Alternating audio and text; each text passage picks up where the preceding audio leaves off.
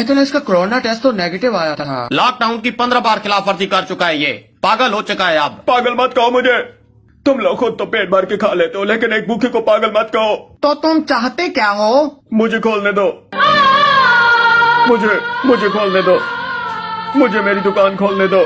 दुकानें या तो सारी ही खुलेंगी या फिर एक भी नहीं खुलेगी। मैं तो चाहता हूँ तुम्हारी दुकान खुले। लेकिन आपको इतनी हमदर्दी क्यों है भट्टी से? क्योंकि मैं इसकी दुकान का मालिक हूँ।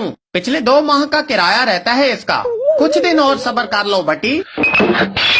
अरे एक दिन भी सब्र नहीं करूंगा, भूख से मर रहे हैं मेरे बच्चे, तुझे तेरे किराए की फिक्र है। दुकान खोलूंगा मैं, दुनिया की कोई पुलिस मुझे नहीं रोक सकती, मैं अपने बच्चों को भूखा नहीं मार सकता। पागल हो गया ये। बताओ।